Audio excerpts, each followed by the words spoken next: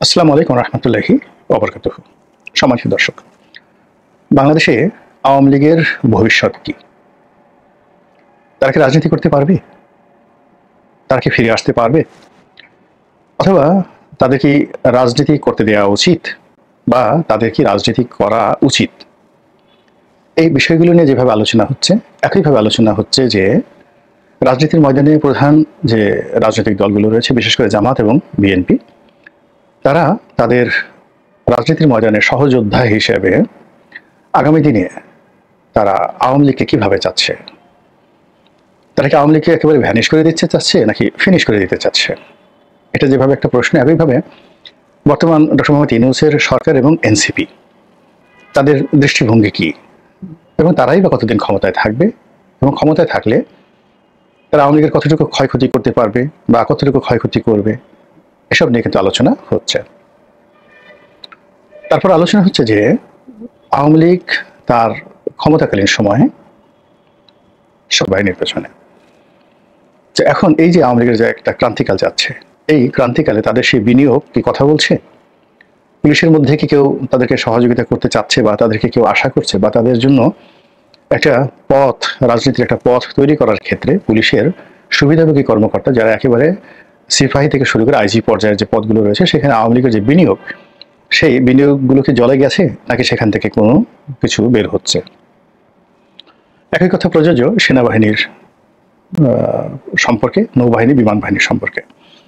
এই তিনটি বাহিনীর কর্মকর্তা কর্মচারীদের বেতন ভাতা, সুযোগ সুবিধা, পোশাক আশাক থেকে শুরু করে তারা যা চেয়েছে সবকিছু দিয়ে দেওয়া হয়েছে। ব্যাংক বলেন, বিমা বলেন, রাস্তাঘাট, পুল, ব্রিজ, কারবার, গাড়ি বাড়ি, লোন কিনা দিয়েছে আওয়ামী লীগ।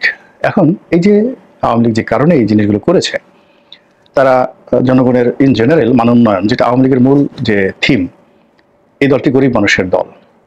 তো গরিব মানুষের দল হিসেবে তারা এই বাহিনীগুলোর পেছনে যে টাকা খরচ করেছে, সেই টাকা সবচেয়ে বেশি বিনিয়োগ করেছে রাষ্ট্রীয় কর্মকর্তা কর্মচারীদের জন্য। তো সেখানে সিভিল অ্যাডমিনিস্ট্রেশন, জুডিশিয়ারি, এগুলো বাদ দিয়ে সবচেয়ে বেশি বিনিয়োগ তারা করেছে পুলিশের পেছনে, এবং সেনা তারা প্রান্তিক লেভেলে জনগণের জন্য খরচ করত। সোশ্যাল সেফটি নেটওয়ার্কটা তারা বাড়াতো। এরপরে গ্রামীণ অবকাঠামো উন্নয়ন থেকে শুরু করে কর্মসংস্থান, এই কাজগুলোতে যদি তারা সেই বিনিয়োগ করত, তাহলে এক ধরনের ফলাফল আসতো।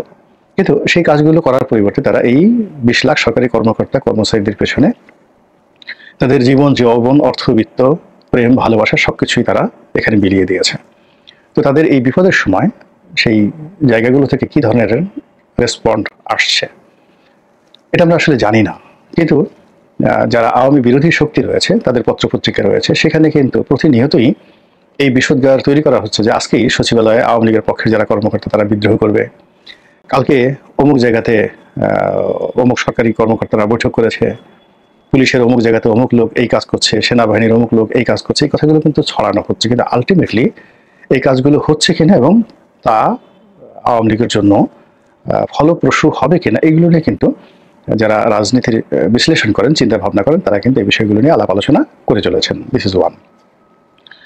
সেকেন্ড থিং হলো, সাম্প্রতিক সময়ে শেখ হাসিনার কিছু বক্তৃতা, বিবৃতি, সজীব ওয়াজেদ জয়ের কিছু বক্তৃতা এবং বিবৃতি, এবং বাহাউদ্দিন নাসিম, সেখানে বারবার যে প্রসঙ্গটি এসেছে সেটা হলো আওয়ামী লীগ জাতির উদ্দেশ্যে ক্ষমা প্রার্থনা করবে কিনা।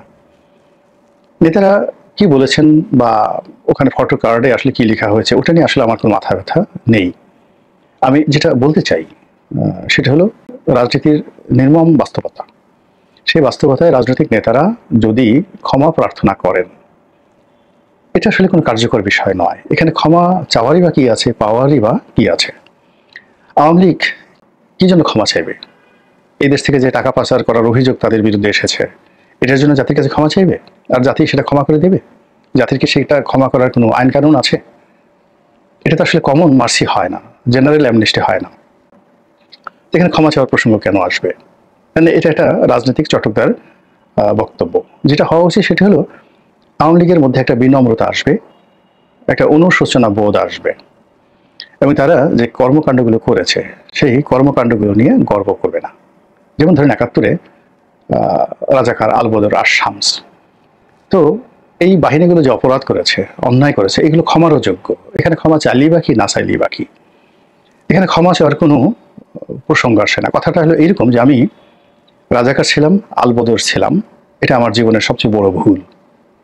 যিনি আওয়ামী লীগের নেতা, তার একটি টেলিফোন কনভারসেশন বাংলাদেশের 21 টেলিভিশনের একটা অনুষ্ঠানে একজন সাংবাদিকের সঙ্গে, হারুনের সঙ্গে, এটা রীতিমতো তোলপাড় সৃষ্টি করেছে।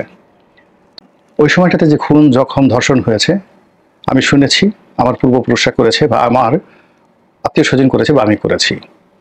আমি এজন্য লজ্জিত, অনুতপ্ত, দুঃখিত, এবং আমার এই কর্মের ফলে কেউ ক্ষতিগ্রস্ত হয়ে যদি আমাকে ব্যক্তিগতভাবে ক্ষমা করেন, এটা আমার একটা বড় প্রাপ্তি।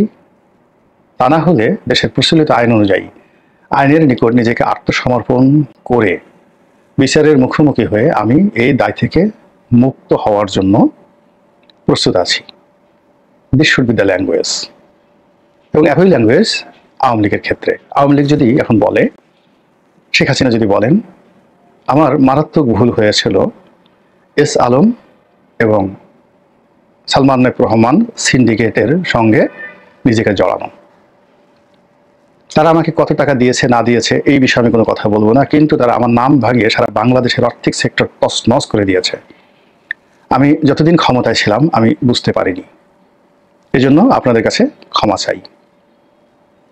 সালমান এফ রহমান এবং এস আলম এবং এদের মতো যে সকল দুর্বৃত্ত ব্যবসায়ী রয়েছে, যারা আমার ক্ষমার অযোগ্য মনে করেন, আমি তাদেরকে অনুরোধ করব দেশের প্রচলিত আইন অনুযায়ী মামলা করার জন্য, ইনক্লুডিং মি, আমাকে সহ। আমি আইনগতভাবে এই জিনিসগুলো মোকাবেলা করব এবং শাস্তি ভোগ করে আমি আমার দায় মেটাবো। আপনার কি মনে হয় এই যে কথাগুলো বললাম একটা শব্দ মিথ্যা, অবাস্তব, কিন্তু এই কথা কি শেখ হাসিনা বলবেন? কিয়ামত হয়ে গেলে তো বলবেন না বাংলাদেশে। কিংবা আগে যেটা জামাত শিবির সম্পর্কে বললাম, সেটা কি জামাত শিবিরের লোকজন বলবে? মরে গেল, কিয়ামত হয়ে গেল, সেটা বলবে না। তো এটা হলো রিয়াল কথা। এর বাইরে উনি যদি আরো বলেন যে আমার পরিবার, শেখ পরিবার, চাচাতো, ফুফাতো, মামাতো, ভাই বোনের অত্যাচারে আপনারা অতিষ্ঠিত হয়েছেন, এদের বিরুদ্ধে অনেক অভিযোগ এসেছে, আপনাদের মুখে মুখে ঘুরছে। আমার বোনের বিরুদ্ধে অভিযোগ আছে, সবার বিরুদ্ধে অভিযোগ আছে। আপনাদের প্রতি অনুরোধ, দেশের প্রচলিত আইন অনুযায়ী যারা ক্ষতিগ্রস্ত হয়েছেন তারা এগিয়ে আসুন, মামলা করুন এবং আমাদের বিচার করুন। বিচারে আমরা নির্দোষ প্রমাণিত হলে আপনাদের কাছে আমি আবার রাজনীতি করতে ফিরে আসবো। আর যদি দোষী সাব্যস্ত হয় তাহলে আমাকে শাস্তি দিন, আর আমার কারণে আমার দলকে শাস্তি দিয়েন না। আমার দল ভালো, আমার বাবা ভালো, দলের কোটি কোটি নেতাকর্মী ভালো, কিন্তু আমি এবং আমার যারা লোকজন রয়েছে, জ্ঞাত সারে হোক, অজ্ঞাত সারে হোক, ভুল করে হোক, ভ্রান্ত নাম ব্যবহার করে আপনাদের সর্বনাশ করেছে। আমি এজন্য লজ্জিত, দুঃখিত, অনুতপ্ত, ক্ষমা প্রার্থী। তারপরে কেউ যদি বেশি ক্ষতিগ্রস্ত